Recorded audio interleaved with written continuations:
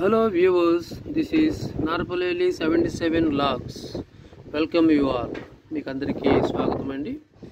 నేను అనేక వీడియోలు ఔషధ మొక్కలు అవి ఏ విధంగా మన ఆరోగ్య సమస్యలను నయం చేస్తాయో తెలియపరుస్తున్నాను.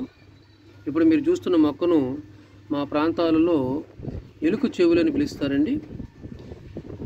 ఎందుకంటే ఎలుక చెవులు నిటారుగా ఉంటాయి, ఇది కూడా నిటారుగా పెరుగుతుంది. ఇది ఒక ఎడారి మొక్క, అనేక అనుకూలతలు కలిగి ఉంటుంది.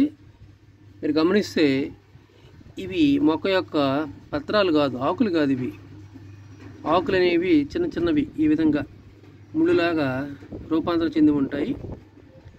అయితే కిరణజన్య సంయోక్రియ జరపాలి కదా మొక్క, కాబట్టి కాండం అనేది పత్రాలలో మారి ఉంటుందన్నమాట. అందుకని వాటిని పత్రాప కాండాలని కూడా పిలుస్తుంటాము. ఇది ఒక ఎడారి మొక్క అని చెప్పుకున్నాం కదా, అంటే నీటిని నిలువ చేసుకునేటువంటి కణజాలాన్ని ఏర్పరచుకుంటుంది. అలాగే నీటిని శోషించుకునేటువంటి ఈ యొక్క వేళ్ళు కూడాను బాగా ఏపుగా పెరిగి ఉంటాయి.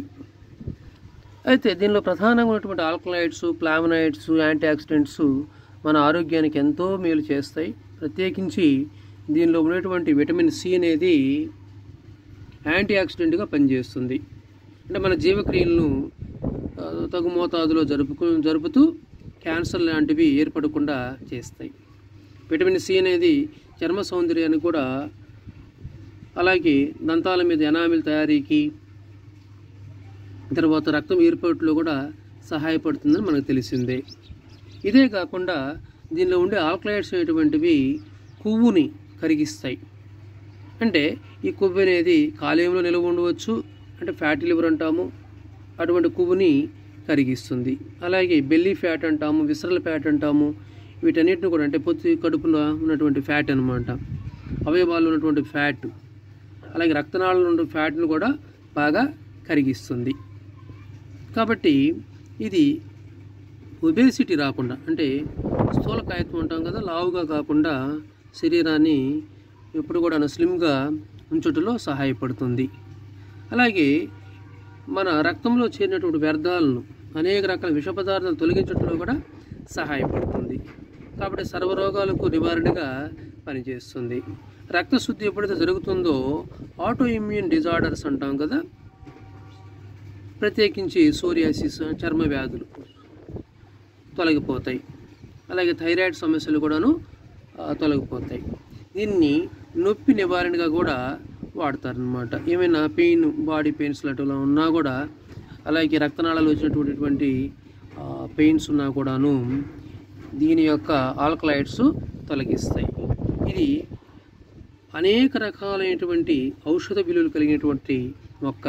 అయితే అందరికీ అందుబాటులో ఉండకపోవచ్చు, కానీ కొన్ని అడవి ప్రాంతాలు, ఆటవిక జాతుల వాళ్ళు, గిరిజన జాతుల వాళ్ళు వీటిని ఎక్కువగా ఆహారంగా తీసుకుంటుంటారు.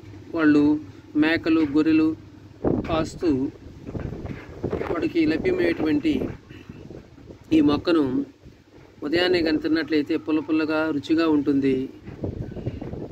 కాబట్టి ఇది ఆహారంగా కూడా మనము తీసుకోవచ్చు. అలాగే ఇది డైరెక్ట్గా తీసుకోలేని పరిస్థితుల్లో రెసిపీగా కూడా తయారు చేసుకోవచ్చు.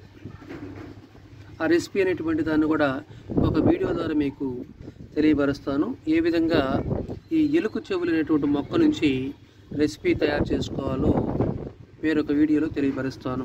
మీరు నా ఛానల్ని సబ్స్క్రైబ్ చేయండి, లైక్ చేయండి, షేర్ చేయండి, అలాగే కామెంట్ చేయమని రిక్వెస్ట్ చేస్తున్నాను. Thank you all.